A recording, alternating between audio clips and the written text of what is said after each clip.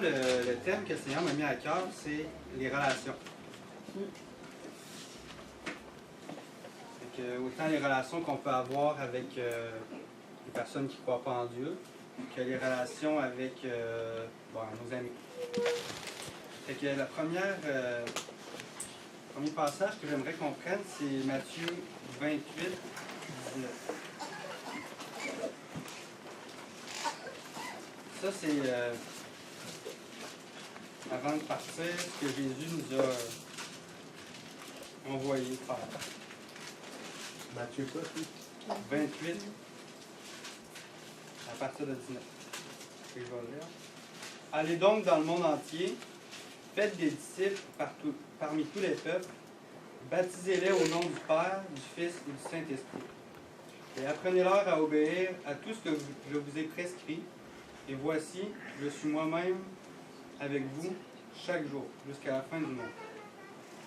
Alors le Seigneur nous envoie à travers le monde. On n'est pas supposé de rester caché juste entre chrétiens. On va à travers le monde. On proclame la vérité. C'est ce qu'il nous demande. Ça, c'est notre mission. Maintenant, j'aimerais qu'on aille prendre 2 Corinthiens 6, 14 à 18.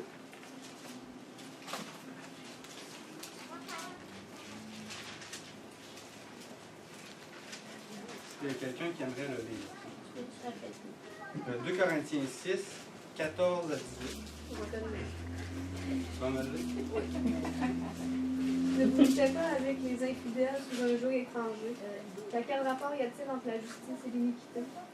Ou qu'y a-t-il de commun entre la lumière et les ténèbres? Quel accord y a-t-il entre Christ et Bélial?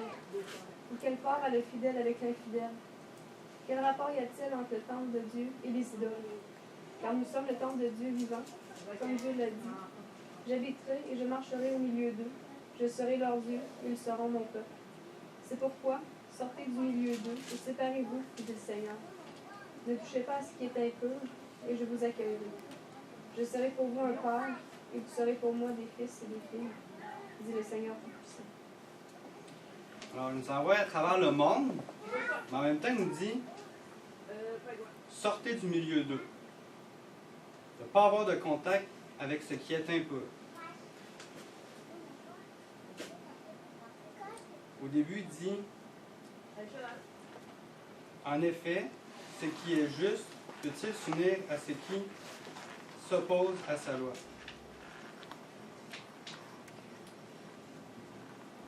Donc, quand on est en relation avec les autres à travers le monde, est-ce qu'on est à travers le monde pour proclamer la vérité, pour attirer le monde à la lumière, ou on est à travers le monde pour relaxer, avoir du bon temps, créer des liens? Et le Seigneur nous dit que peut avoir en commun le croyant avec l'incroyant. Fait que ce que je veux qu'on se pose comme question ce soir, c'est est-ce que quand je suis en relation avec le monde, à travers, je ne sais pas, un travail d'équipe au cégep ou à travers des relations au travail, est-ce que je suis une lumière ou j'essaie de m'intégrer un peu, puis j'essaie de, je sais pas, avoir, tisser des liens, puis peut-être même créer des amitiés. Mais le Seigneur nous demande de se séparer.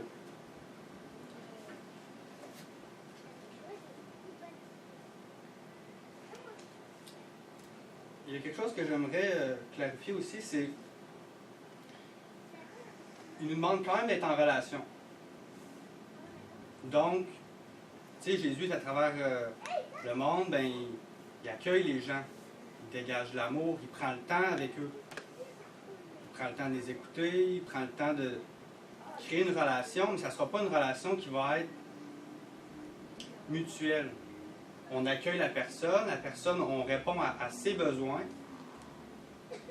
mais on ne va pas aller se mêler. Donc, créer une amitié avec un incroyant, créer un lien d'attachement, bien, si la personne est attachée à nous et on veut l'attirer à la lumière, parfait. Mais si nous, on s'attache aussi, bien là, c'est dangereux. On peut glisser. Fait que je pense que quand le Seigneur dit de se séparer, c'est dans le sens où de nous pas s'attacher à la personne qui ne croit pas en lui, qui ne prend pas les mêmes chemins. Il dit qu'est-ce qu'on peut avoir en commun. Si on cherche Dieu, on ne pourra pas trouver Dieu à travers le monde. Fait que c'est ce que je veux nous mettre en garde ce soir.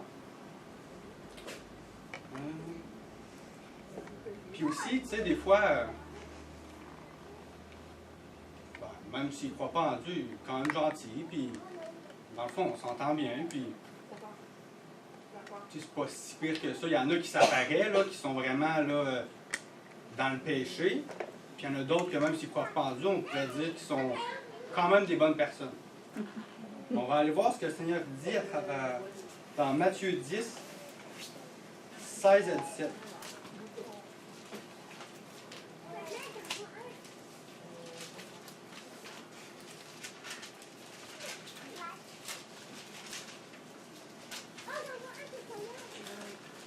Est-ce que quelqu'un aimerait le lire?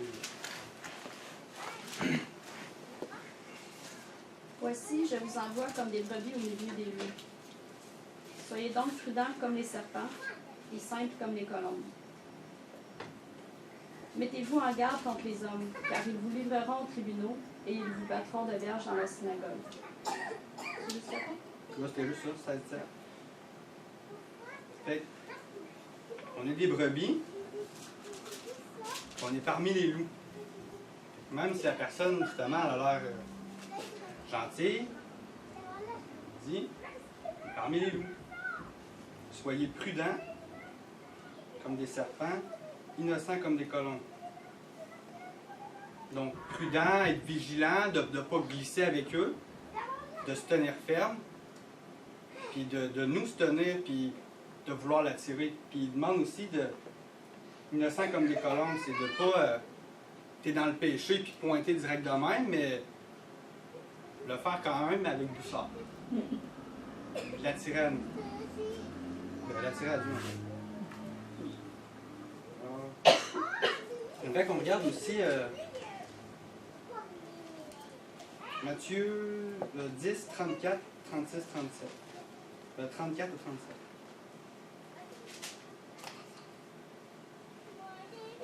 Ne croyez pas que je sois venu apporter la paix sur terre. Ma mission n'est pas d'apporter la paix, mais l'épée.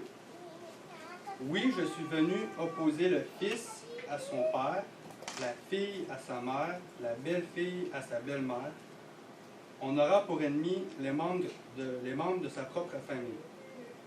Celui qui aime son père ou sa mère plus que moi n'est pas digne de moi.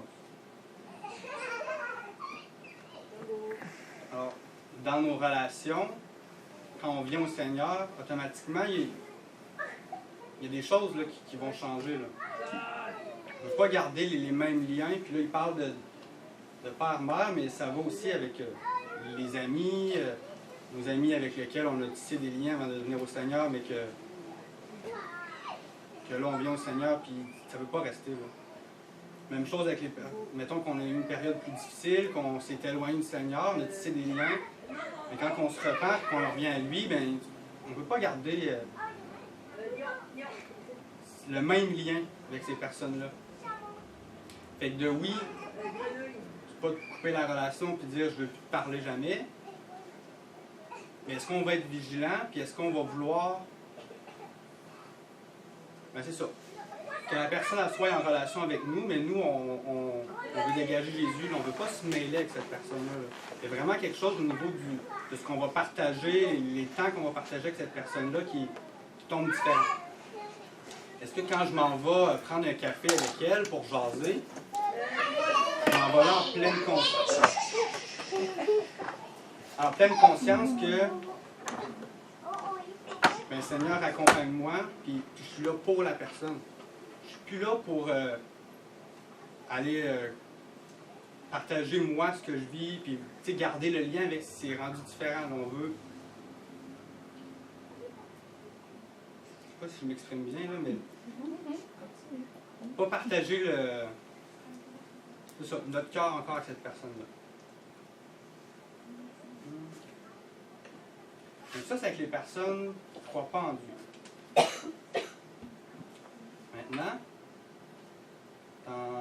tourne dans 2 Timothée 3.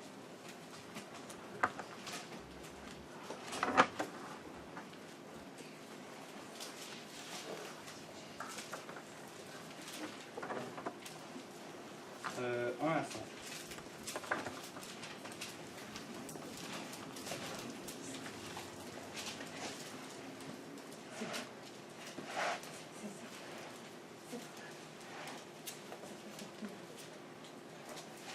Est-ce que quelqu'un me relire? 2 Timothée 2 Timothée 3, 1 à 5. Sache que dans les derniers jours, il y aura des temps difficiles. Car les hommes seront égoïstes, amis de l'argent, fanfarons, hautains, blasphémateurs, rebelles à leurs parents, ingrats, irreligieux, insensibles et déloyaux, calomniateurs, intempérants, cruels, ennemis des gens de bien, traîtres, emportés, enflés d'orgueil, aimant du plaisir plus que Dieu, ayant l'apparence de la piété, mais reniant ce qui en fait la force. Éloigne-toi de ces hommes-là. Il y en a parmi eux qui s'introduisent dans les maisons. C'était jusqu'à 5. On va trouver un moment. Bon, merci pour ça. Et là, je voulais attirer votre attention, c'est emportés par leur passion et enflés d'orgueil. Leur vision. Comment eux, ils pensent que... Tu sais, je suis chrétien, je marche avec le Seigneur, mais je me base pas sur la Bible, puis je dis ce que moi je pense que ça devrait être. Mais le Seigneur, il dit que quand on voit que la personne proclame des choses qui ne prend pas dans la parole, ben, de s'en détourner. Et là, c'est d'aller peut-être le voir, d'en parler avec lui, c'est pas de tout de suite le tasser, mais de garder en tête qu'il faut rester prudent. Puis je peux vous dire que ça l'arrive. Je l'ai vécu. Puis ça dit vraiment, là, ils resteront attachés aux pratiques extérieures de la religion. Donc, on pourrait penser que, ouais, il marche avec le Seigneur, il va à l'église, puis ben, il prie, puis il va lire sa Bible. Mais ils ne voudront rien savoir de ce qui en fait la force, qui est en fait de dépendre de Dieu, de se nourrir de sa parole.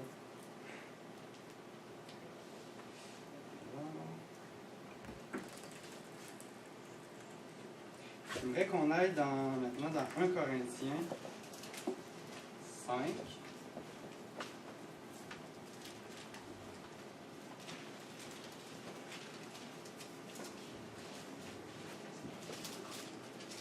« 8 à 13.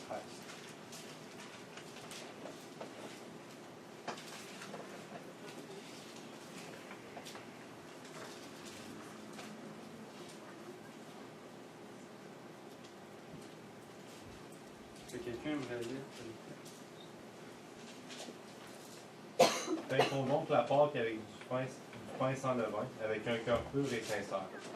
Ne mangeons pas le pain fait avec du vieux levain, le levain des mauvaises actions et du mal.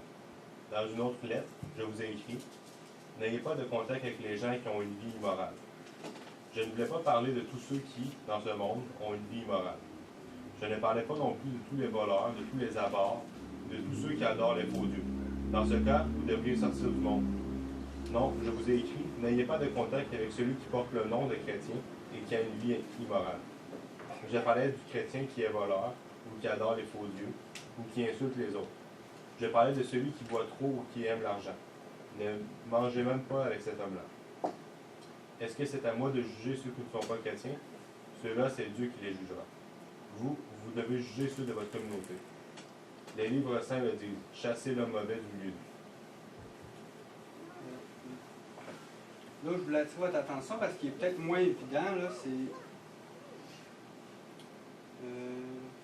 celui qui se dit notre frère, mais qui est idolâtre. Vous savez, idolâtre, ça peut être l'argent ou les biens matériels. C'est plus évident. Mais ça peut être aussi de se créer un faux Dieu.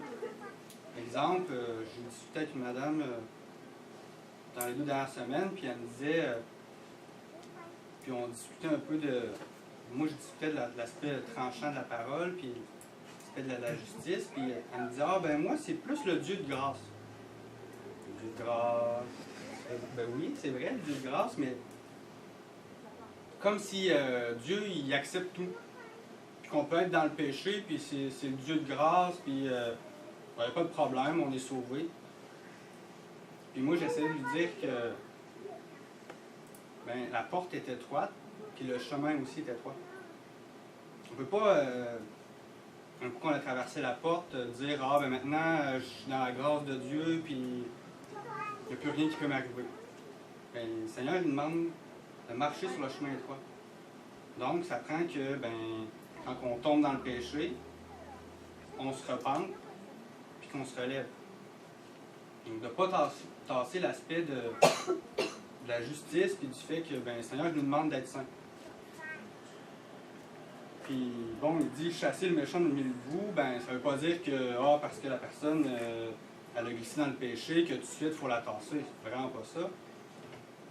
Mais si la personne s'ostine à rester dans le péché, puis qu'à travers le temps, on la reprend, puis on la reprend, puis on la reprend, aucun signe de repentance, ben là, le Seigneur il dit chasser le méchant du milieu de vous.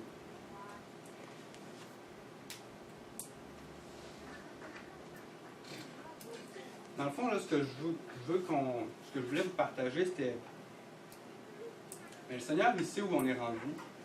Il connaît nos défis. Il ne nous placera pas des défis qui sont ou des épreuves au-delà de nos capacités. Puis il nous accompagne à travers ça. Puis ce qu'il veut, dans le fond, c'est qu'on se rapproche de plus en plus de lui, de plus en plus à l'image de son Fils, puis qu'on goûte à la liberté. Fait, en nous plaçant des épreuves, des défis, son but, c'est qu'on marche dans le chemin étroit, puis qu'on grandit dans la foi. Fait, ce que je viens de vous partager, c'est aussi de se dire, ben, moi, j'en suis où à travers ça? Est-ce que, à quel point je suis ami avec des personnes qui ne croient pas en Dieu? Qu'est-ce que l'esprit? Parce que c'est l'esprit qui convainc. Là. Qu'est-ce que l'esprit me montre à travers mes relations? Moi, c'était plus de vous sonner une cloche, de dire ce que la parole dit de nos relations avec les autres.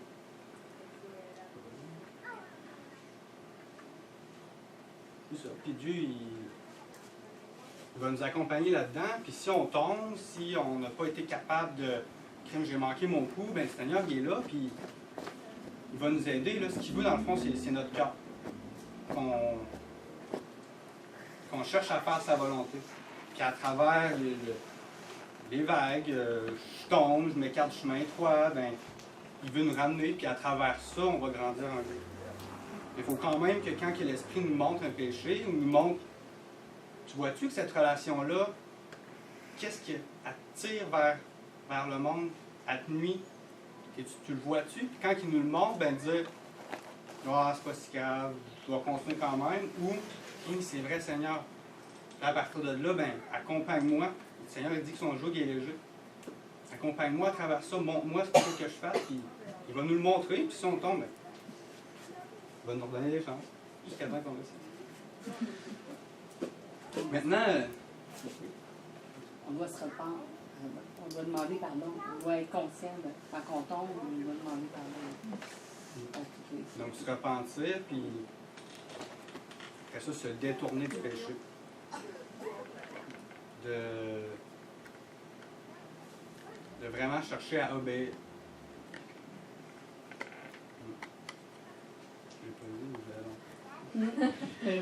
Maintenant, j'ai parlé beaucoup de ce qu'il fallait se dépouiller. Parce qu'on parlait du levain, ben ça c'est du levain. Maintenant, qu'est-ce que le Seigneur s'attend de nous? J'aimerais qu'on prenne 2 Timothée 4.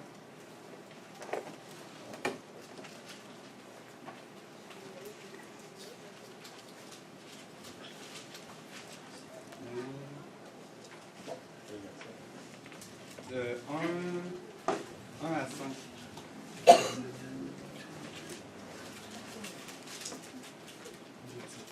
2 Timothée 4, 1 à 5. Est-ce que quelqu'un d'autre aimerait lire? Je t'en conjure devant Dieu et devant Jésus-Christ, qui doit juger les vivants et les morts, et au nom de son apparition et de son royaume. Prêche la parole, insiste en toute occasion, favorable ou non, reprend, censure, exhorte, avec toute douceur, et en instruisant. Car il viendra un temps où les hommes ne supporteront pas la saine doctrine, mais ayant la démangeaison d'entendre les choses agréables. Ils se donneront une foule de docteurs selon leurs propres désirs, détourneront l'oreille de la vérité et se détourneront vers les fables. Mais toi, sois sobre en toutes choses, supporte les souffrances, fais l'œuvre d'un évangéliste, remplis bien ton ministère. C'est quand il dit, c'est quoi l'enseignement authentique d'après vous? Regardez qu'on ait une idée. Car le temps viendra où les hommes ne voudront plus rien savoir de l'enseignement authentique. Ben, la bonne nouvelle. Mais ouais. Mais qu'est-ce qui se passe quand on entend la bonne nouvelle et qu'on vient au Seigneur? Là? Comment qu'on l'a reçu, Seigneur? Repentance.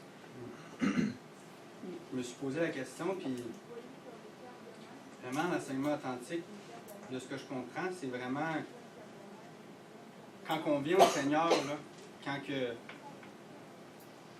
on a l'esprit puis qu'on se repent, puis que le Seigneur il nous montre à quel point on est mauvais, à quel point là, tu peux pas arriver devant Dieu souillé comme ça. Tu t'en vas en enfer. Puis quand l'Esprit descend, puis qu'elle nous ouvre les yeux là-dessus, puis qu'on se repent de ça, se repentir, puis qu'on se détourne de ça, qu'on veut obéir, puis qu'on marche pour le Seigneur, bien, on le fait au début quand on vient au Seigneur, mais est-ce qu'à travers le temps, on l'a oublié, ça, l'aspect de ben j'ai du péché dans ma vie, puis je continue dedans quand même. Ou on cherche à se repentir, on faisait la fête du pain sans levain. Quand on cherche à, là ça dit le premier mois de l'année, mais constamment se poser la question, j'ai-tu du péché dans ma vie? Seigneur, ton esprit convainc. Montre-moi qu'est-ce qui fait que je ne goûte plus à la joie, à la paix que j'y vais quand je suis venu au Seigneur, quand je t'ai connu. Fait que l'enseignement authentique, ben, il n'est pas le fun d'entendre. C'est pour ça que ils détourneront l'oreille de la vérité pour écouter des récits de pure invention. Et je vous le dis, moi ça m'a choqué quand ben, je sais pas, j'étais en relation avec d'autres chrétiens. Puis je me disais, ben voyons, il y a quelque chose qui ne marche pas. La vérité, c'est comme c'est tassé, puis c'est plus, ben, justement, là, le Dieu de grâce, tout est beau, puis on peut être dans le... À force de s'éloigner, le cœur devient endurci, puis on voit comme plus qu'on est dans le péché, puis là, tu viens pour dire la vérité, puis là, tu te fais regarder bizarrement, comme si, ben là, tu exagères. Mais le Seigneur, il dit, il viendra un temps où les hommes ne voudront plus rien savoir de l'enseignement authentique. Mais quand on est à travers, ben, on est en relation avec des personnes qui, oui, se disent chrétiens, puis oui, ils disent marcher avec le Seigneur, puis nous, c'est quoi notre rôle là-dedans? Est-ce qu'on va le dire, on va proclamer la vérité, ou on va se dire, ah, ben, s'ils sont chrétiens, puis ils sont bien là-dedans, ben, je peux moi aussi tenir comme ça. Alors, je vous encourage vraiment à être vigilant, à être prudent, puis à s'encourager, à continuer à, à se tenir debout, puis lire notre parole, puis vouloir continuer à proclamer la vérité, l'enseignement authentique. Maintenant, faut bien être en relation avec du monde qui nous encourage. Fait que j'aimerais qu'on prenne le psaume 119, 60, le verset 63. Puis quand je disais tantôt, quand on a lu tantôt dans Matthieu 10, Jésus disait que il n'est pas venu amener la paix, puis l'unité, puis la vérité, puis c'est l'épée, c'est tranchant. Donc de s'unir avec des messages d'unité comme de quoi on pourrait, on est tous des humains, puis on est tous unis, puis tout va bien. Là. Le Seigneur n'est pas ça qui est venu annoncer. Oui, c'est Psaume 119, 63. On a eu la chance avec M. Lafronde de le lire au complet. Le Psaume 119. À tour de rôle. Je vais rappeler. 160. Ben lui, il me disait que c'était. Moi, je pensais que c'était David qui avait écrit ça, mais il me parlait que c'était probablement Esdras. Et peu importe, c'est un homme qui recherche vraiment à suivre le Seigneur. Puis il nous dit, à 63, « Je suis l'ami de ceux qui te révèrent, de ceux qui obéissent à tes décrets. » Moi, je préfère craindre, là. Dans la version, c'est révère, là. Mais... Je suis l'ami de tous ceux qui te craignent et de tous ceux qui gardent tes ordonnances. Alors, ça devrait être ça, nos relations, avec qui on veut partager notre cœur, avec qui on veut s'encourager. Puis, on va regarder plus en détail dans Proverbe 2.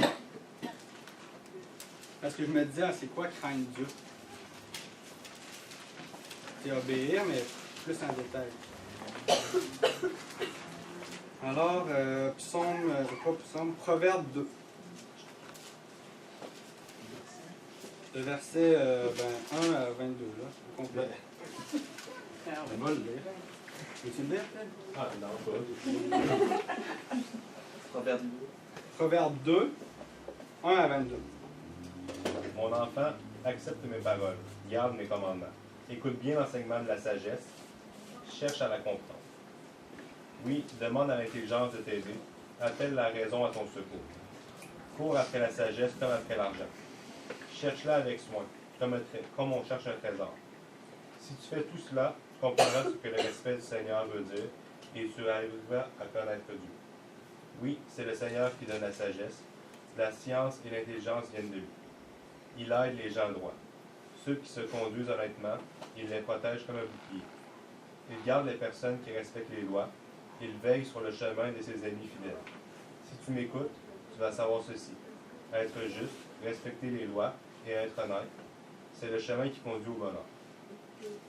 La sagesse entrera dans ton cœur et tu goûteras avec joie à la connaissance. La réflexion te protégera, l'intelligence te gardera. Elles t'empêcheront de te conduire mal. Elles t'éloigneront de ceux qui se disent des mensonges, de ceux qui abandonnent la route droite pour aller sur des chemins sombres. Ces gens-là sont heureux de faire le mal, ils se réjouissent de leurs crimes. Ils sont faux et leur conduite est tordue. Ainsi, tu t'arracheras à la femme d'un autre, au compliment de cet inconnu. Elle a abandonné l'ami choisi dans sa jeunesse, et ainsi elle a trahi son Dieu. Sa conduite entraîne sa perte et ses manières d'agir la font descendre chez les morts. Tous ceux qui vont chez elle ne reviennent plus, ils ne retrouvent plus le chemin de la vie. Prends donc le chemin de ceux qui sont bons, imite ceux qui agissent bien. En effet, les gens droits habiteront dans ce pays. Ceux qui sont parfaits y resteront. Mais les gens mauvais devront partir, ceux qui sont faux seront chassés du pays. Alors, premièrement, est-ce que nous, on recherche l'intelligence, recherche comme de l'argent, si tu creuses pour la trouver, comme pour découvrir des trésors. Alors tu comprendras ce qu'est révérer l'Éternel. Craindre Dieu. Fait que si on veut des amis qui craignent Dieu et qui obéissent, bien, est-ce que nous-mêmes, on recherche vraiment, puis c'est pas de l'avoir, l'avoir l'intelligence, puis le discernement, tout ça, mais est-ce qu'on veut vraiment, plus que tout, connaître la volonté de Dieu, avoir sa sagesse, son discernement? Parce que le Seigneur, il dit, quand on lui demande, il nous la donne. Mais il faut la vouloir. Fait que ça devrait être ça, avec eux, qu'on a nos relations les plus proches, nos amis. Ceux avec qui on va pouvoir s'encourager à rechercher la sagesse de Dieu, son intelligence, son discernement. Puis le Seigneur, il veille sur le cheminement de ceux qui lui sont fidèles. Quand tu recherches toujours sa volonté, puis c'est pas que tu tombes pas, puis c'est pas que tu peux tomber souvent, mais c'est qu'à chaque fois que tu tombes, tu te tournes vers le Seigneur, puis vers Dieu, puis tu demandes, tu es fidèle, puis tu lui demandes son discernement, puis tu lui demandes sa sagesse, puis tu veux continuer à avancer. Ou quand on tombe, pour te préserver de la mauvaise voie et des hommes qui tiennent des poteaux fauves, de ceux qui abandonnent le droit chemin. Donc ça dit quand même que c'était quelqu'un qui marchait sur le droit chemin, mais je l'abandonne, je m'éloigne. Je me retourne plus vers Dieu, puis je continue à marcher. Mais ça dit, à la fin, mais les méchants seront extirpés et les traîtres en seront arrachés. Mais les hommes droits, ils vont être maintenus dans le pays. Fait qu'il y a vraiment ceux qui veulent, à chaque fois qu'ils tombent, qui recherchent la volonté de Dieu, et c'est de ceux-là, c'est de eux qu'on doit s'entourer puis s'encourager. Avoir les liens les plus forts. Pour après pouvoir aller à travers le monde, puis proclamer la vérité, pour encourager ceux qui tombent, puis d'encourager pour aller reprendre, toujours dans le but que les personnes goûtent encore plus à Dieu, puis qu'on aille encore plus, c'est la liberté dans le fond. Le but, c'est le but de venir au Seigneur, puis de chercher sa volonté, c'est d'avoir la paix, la joie. Si à chaque fois le but, c'est de se repentir, mais ce que le Seigneur veut à travers notre marche avec lui, c'est qu'on goûte à la liberté. Donc voilà. J'aimerais conclure.